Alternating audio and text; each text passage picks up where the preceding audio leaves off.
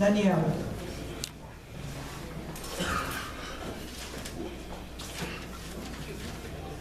Boa noite.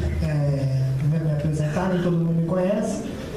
Sou Daniel, sou presidente do IAB de Niterói, Instituto de Arquitetos do Brasil, e vou participar da conferência contribuindo. Primeiramente, fora Temer, e lembrar. Eu não quero falar fora Temer só no sentido geral, quero falar fora Temer no sentido do que nós estamos discutindo aqui agora, que é a minha preocupação pelo corte, né, das verbas para a Minha Casa Minha Vida, principalmente do modelo entidades, que eu vou retornar mais na frente da minha fala. Então isso era uma questão que eu acho que era importante, e aí eu acho que todos os avanços a gente tem que apontar, mesmo que sejam pontuais, tem que apontar e tem que fazer que esses avanços sejam cada vez mais demonstrados para a gente saber qual é o rumo que a gente tem que seguir. Né? E aí eu quero voltar para uma coisa muito importante, que eu acho que a professora Flávia colocou aqui. E o que nós estamos discutindo na conferência são modelos de cidade. A gente não está discutindo só pontualmente essa ou aquela ação. A gente está discutindo o modelo de cidade como um todo e para além das conquistas pontuais que a gente coloca.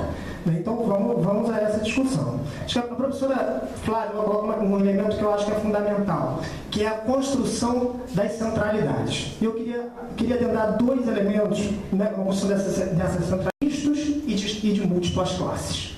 Que aí a gente começa aí no sentido que eu acho que o Joaquim colocou, que é fundamental. Quando você aponta a questão da construção das habitações nas regiões mais distantes das centralidades. Ou seja, a nossa política vem sendo... E aí eu volto à questão da entidade. Por que eu reforço a questão da entidade? Porque a entidade garantia que os investimentos fossem feitos no lugar, nas comunidades onde elas estão. Então, o reforço à crítica, eu acho que essa conferência tem que tirar uma crítica contundente ao corte desses investimentos, acho que tem que ser uma moção, a gente trabalha isso para essa questão.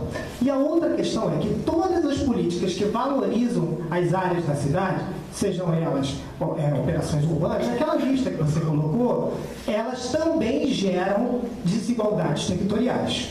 E aí nós voltamos a discutir a questão do projeto de cidade. E aí eu quero te fazer, eu acho que essa conferência tem que discutir, eu queria ouvir a opinião da Secretaria de Urbanismo sobre a fórmula de cálculo da outorga onerosa. Nós temos que avançar numa fórmula que seja mais, que incida mais, né, no valor da outorga. Porque senão a gente não está discutindo, porque eu acho que a função do Estado é justamente atuar nessa discussão, nesse desequilíbrio que as valorizações do solo, né, vão gerando. E aí eu queria, para concluir, só lembrar de alguns dados que eu acho que a gente tem que colocar para não ficar só numa apresentação do que é a nossa cidade. Assim, independente da meta que a gente estipulou, nós temos que lembrar que o déficit habitacional de Niterói, esse número acho que não passou aqui, é 14 mil unidades em 2011, então ele já está mais que isso. Né? Provavelmente o número de casas e as faixas estavam somadas, então elas, na faixa 1 não é 3.800, né? É menos do que isso, né? Então a gente está longe de chegar às 5 mil que a gente colocou como meta. Independente disso, a nossa meta tem que ser acabar com o déficit habitacional no longo prazo. E aí tem os planos que a gente está vendo a dificuldade do que são a aprovação desses planos. E que a gente precisa sair da discussão simplesmente legal. Aí eu sei que vocês têm a função, vocês estão aqui como Estado, mas a gente também tem a função como movimento de dizer, a gente tem que fazer as nossas exigências e que a gente possa colocá-las em prática. Então eu também queria colocar sobre o seguinte, a Flávia também colocou a questão dos instrumentos, me avisa do tempo aí, gente. Ele colocou a questão dos instrumentos, eu quero saber o seguinte, quais são os instrumentos que a Prefeitura vem implementando hoje, para terminar? Ainda tem 1 minuto e meio. Então, beleza. Não, sem problema. Quais são os instrumentos que a Prefeitura vem utilizando para que o valor da terra, que é um diagnóstico, diminua? Os instrumentos existem, vamos aplicá-los, entendeu? Então, eu encerro a minha fala com essas questões. Eu acho que é muito produtivo que a gente consiga fazer a discussão de divergências num ambiente como a gente está fazendo aqui. Eu queria saudar a presença de todos, já que muito bom que a gente estivesse conseguindo fazer plenários assim, também para discutir o plano diretor, para discutir outros elementos da cidade, que a gente não está vendo tanta audiência como nós estamos vendo agora. E me desculpar por talvez não poder ficar presente aqui, porque tem um garoto ali que já está ficando impaciente. Obrigado, nosso companheiro Daniel, do IAB Seção Niterói. Queria chamar agora o Plácido, ao próximo inscrito. Regina, vou marcar aqui.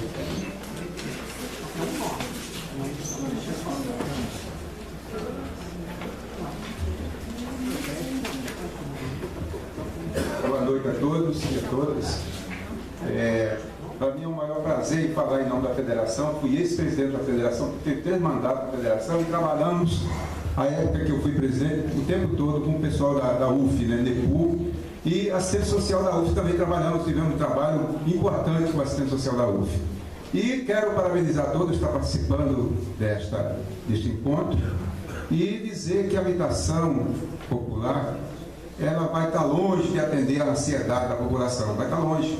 Você não vai atender dessa gestão, nem na próxima gestão. Porque na época, Marco Linhares dizia que era 10 mil. Olha, 4 anos sem passar, Marco Linhares não está mais, né?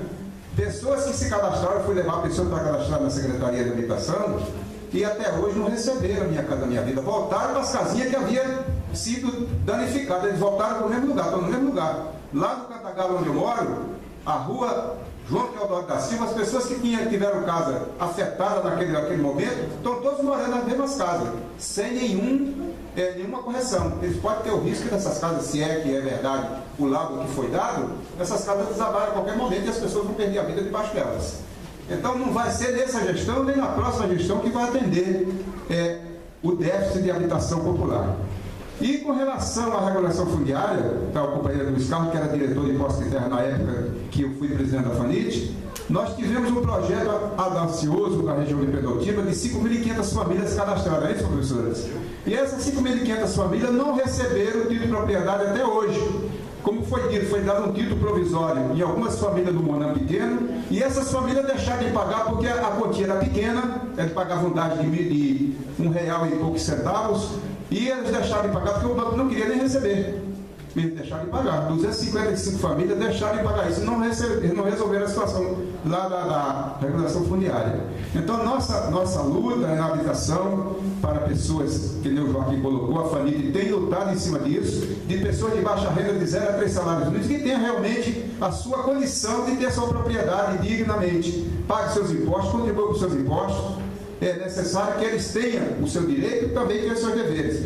Nós temos discutido lá na UF a questão de colocar um medidor naquelas casas que estão lá em alguns lugares, que as pessoas querem botar um medidor e a UF pergunta para eles assim: você tem a escritura do terreno? Não coloca o medidor. Isso é cruel, o indivíduo chegar lá, pedir, lá, se humilhar lá na UF, na loja da Ampra, na UF, da Ampra, desculpe.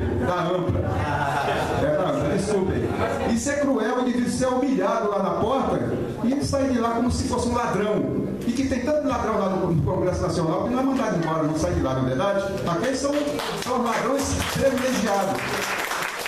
Então é necessário que a gente, secretária e o secretário Fábio Coutinho, tenha naquela região onde você mora, que ele foi citado uma borracharia, mas o supermercado está lá em cima do Rio Jacaré, não é verdade? O Real está em cima do Rio Jacaré. E ninguém fala dele. Vai lá alguém tirar uma pedra lá do Real. Pessoas que moravam ali em frente, ao lado onde foi o Mário Monteiro, ali foram despejadas 17 famílias. Botaram lá a polícia lá e saíram 17 famílias. Na época era o pessoal do PCdoB que morava ali. Foram todos despejados, coitados. Saíram hoje com a mão na frente e outra atrás. Então o pobre não tem justiça para o pobre. O pobre sempre é desprezado. O pobre, então, em qualquer lugar que chegar, é pobre mesmo. Não tem valor nenhum. Foi dito aí da questão do túnel. Os que trabalham no túnel abriram o túnel, vão abrir o túnel, vão deixar o túnel e vão embora. Sem nenhuma herança, né? Quando a herança quer levar, talvez seja uma doença. Uma tuberculose vão conseguir lá da poeira do túnel.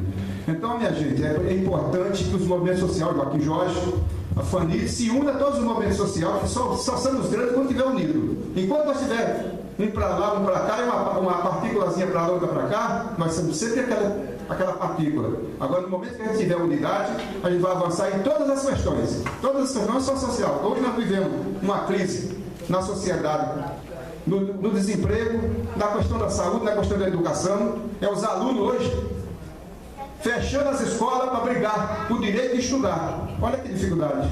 Quando a Constituição diz que a educação é o direito de todos. Qual é o direito de todos? Se eles estão fechando as escolas para ter o direito à escola.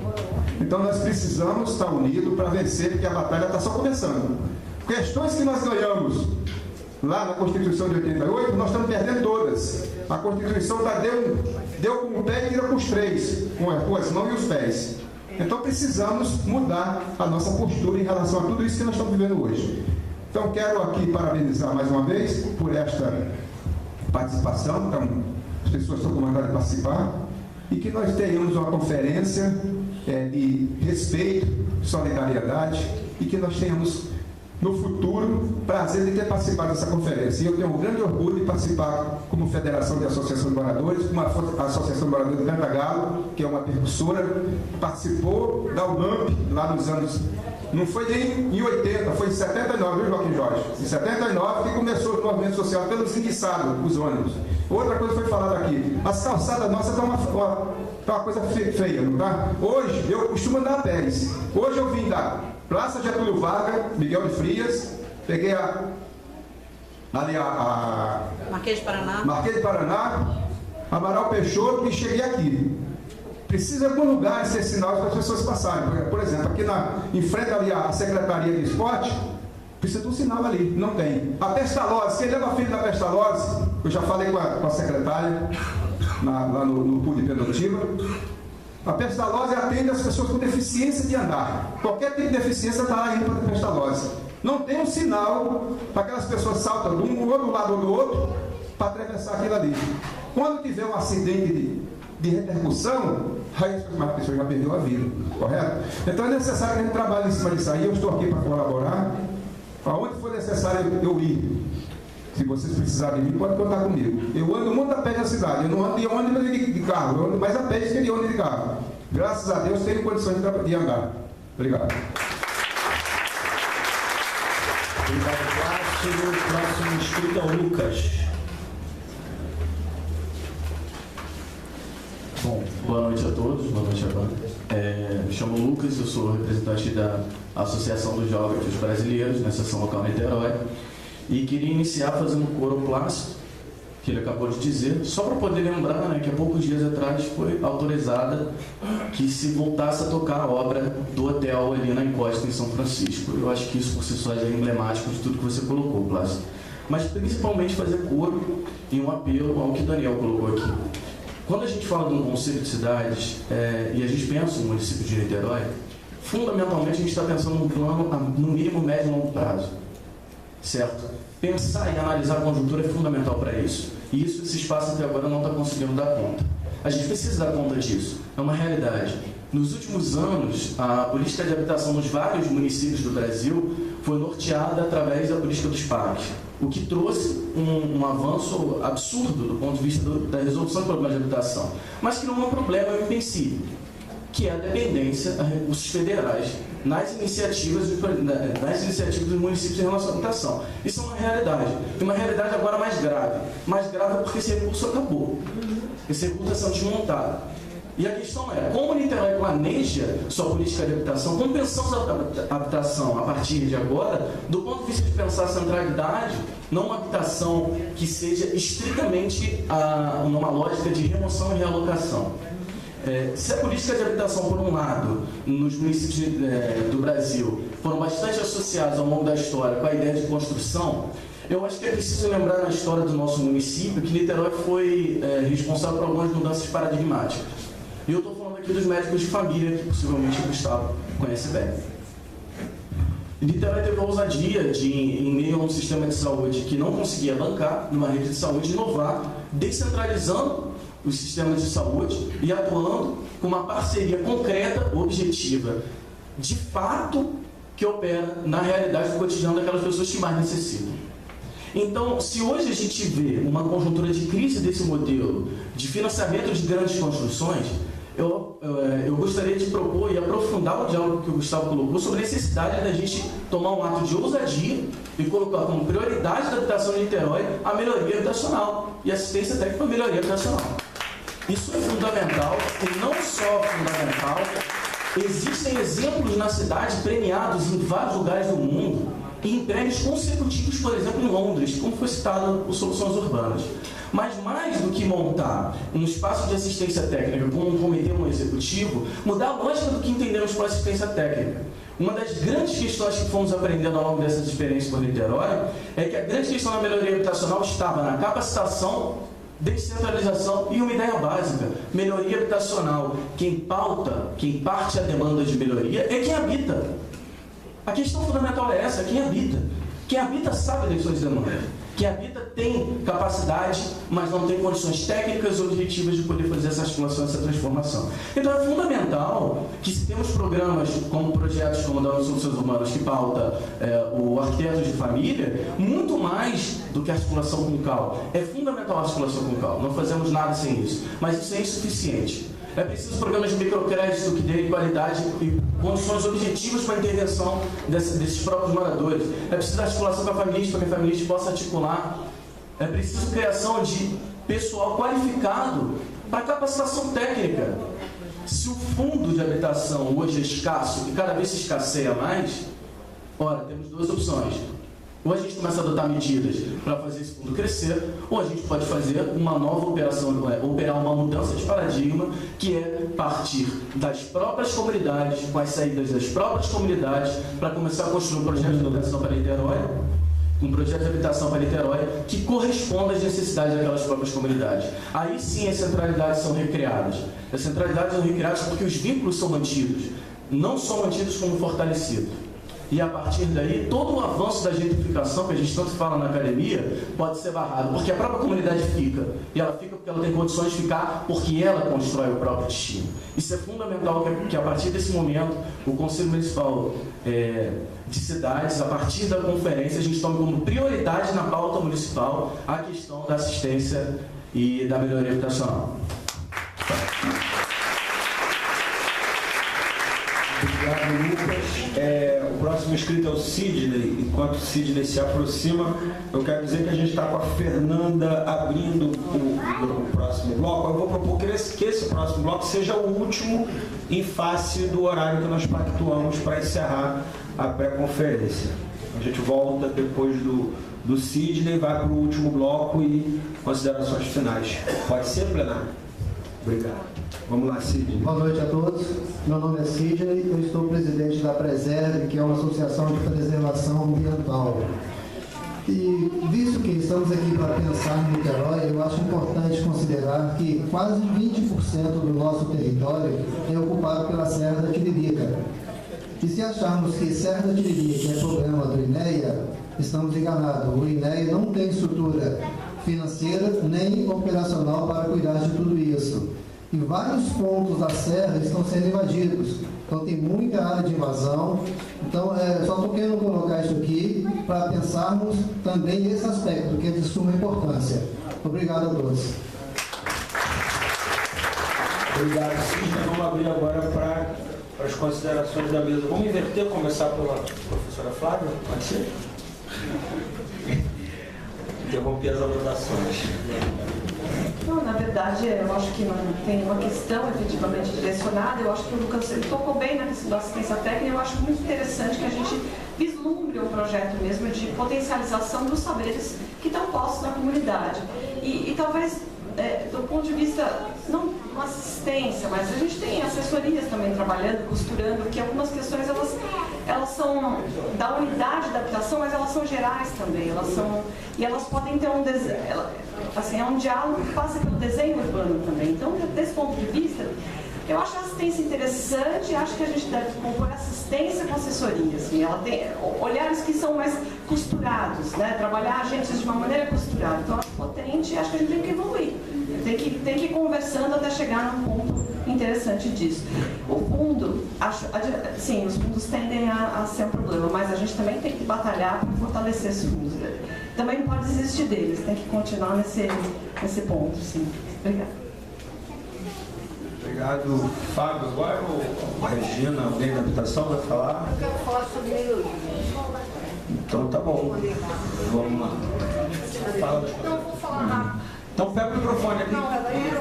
Fala pela habitação. Rápido. A habitação está falando em colegiado, uma boa experiência. Não, essa fala sua é bem a fala hoje do governo e de todo mundo, do fórum, da habitação e tudo. Mas você deve saber melhor que eu que fazer melhoria habitacional em favela, em comunidade, é muito mais complicado do que fazer uma urbanização. Mas nós, em Niterói, estamos estudando isso, inclusive com a Mariana, soluções urbanas. Agora, fazer um modelo de negócio em larga escala é difícil, porque o trabalho da Mariana é excelente, mas é um trabalho de formiguinha. Está acabando, mas acabou. Está fechando. Não, mas ela vai lançar uma plataforma semana que vem, mas exatamente por isso, porque é difícil essa adequação. Mas a gente não desiste, conta aí com a ideia de todo mundo aí, inclusive para participar da plataforma, que eles vão lançar um crowdfunding. Quer falar? Regina?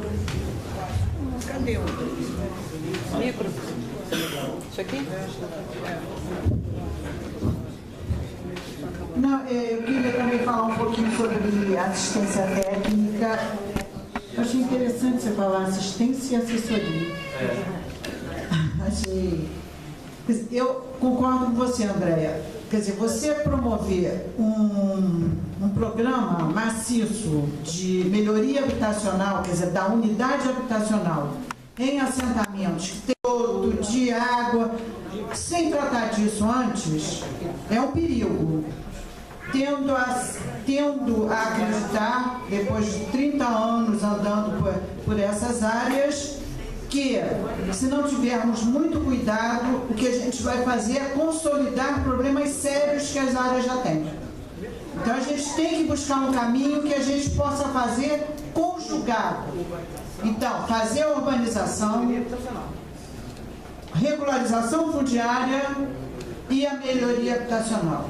Porque se a gente faz a urbanização e não faz a regularização, continua crescendo.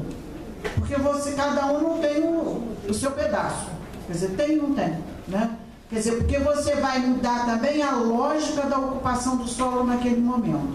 E aí, para você também mudar a lógica, você tem que ter produção de nova moradia, porque senão as pessoas continuam precisando de casa. Então, tem que ser um ataque de várias frentes. Não dá para tocar uma frente só. É um desafio? É. Agora, eu acho que numa cidade, com o perfil que a gente tem que investir nisso. Gustavo falou, e eu escutei, não vamos fazer nada com relação a pobre, às favelas, porque a gente não quer atrair pobre para o município, a gente quer que o município continue sendo top do top. Só que é o do top, Icaraí, São Francisco, sabe? Se você sobe um pouquinho, em Icaraí você vai dar no Morro do Cavalão. Então, alguma hora, esse desafio a gente vai ter que tocar.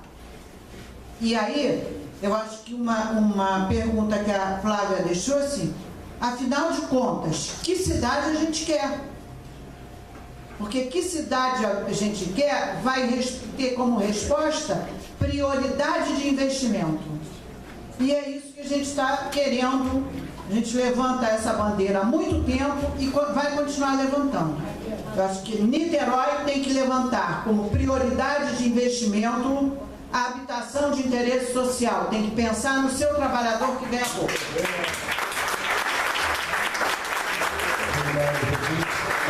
O Lucas fez uma provocação, agora eu vou falar de mediador da vida.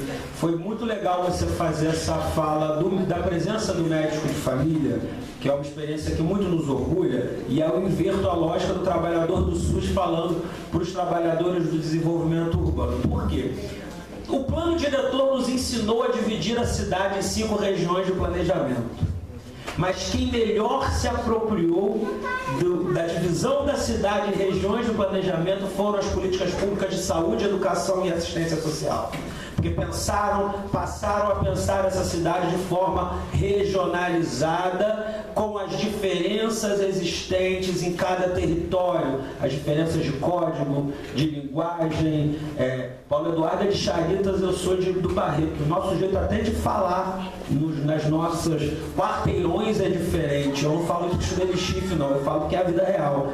E eu acho que essa assistência técnica, essa política de melhoria habitacional, Verena, Renato, falaram isso com o Fábio também, pode ser uma boa provocação começar através de estruturas regionais, estruturas lá nas regiões de planejamento da cidade, que tipo de crescimento a gente quer, porque o PUR ficou um palavrão, tudo é o PUR. Aí eu vou usar a frase do Dr. Ulisses Guimarães: PUR e plano diretor não são café e aspirina, não resolvem tudo.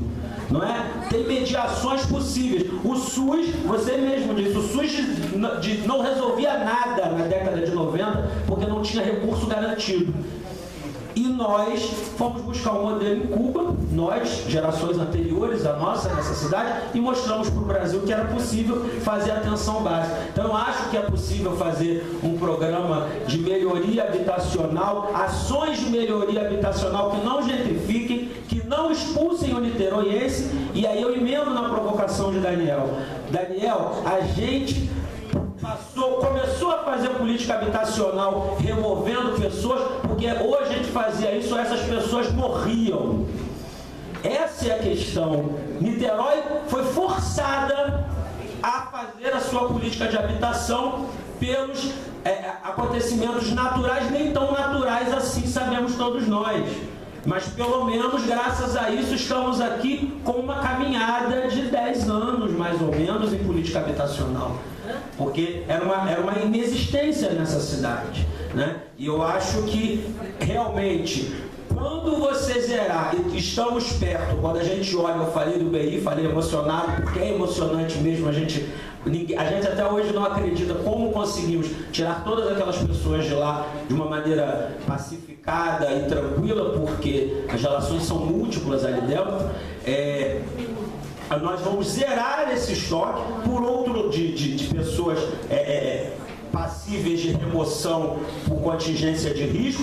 Estamos, e a conferência precisa discutir isso, por outro lado, minimizando o risco na medida em que a gente chega nas comunidades, e esse foi o começo da minha fala, promovendo as melhorias, promovendo os ajustes necessários na vida dos chamados assentamentos ECA, odeio essa palavra, subnormais, e deixar de ser isso, de deixar de ser esse palavrão, para que não seja, e aí sim você ter política de zerar o déficit habitacional. É a mesma luta, e aí termino fazendo de novo paralelo para o SUS, porque foi muito bem provocado. É a mesma luta assim, 500 mil habitantes, a Organização Mundial de Saúde preconiza um leito para cada 1000 habitantes. Então Niterói teria que ter pelo menos 500 leitos públicos só de clínica médica. Não temos, vereador Paulo Eduardo, presidente da Comissão de Saúde. Mas vamos perseguir. Mas também não digo que o hospital é o centro do problema, porque para mim a atenção básica resolve muito mais. Ou seja, o ideal não significa que a gente não vá perseguindo o real.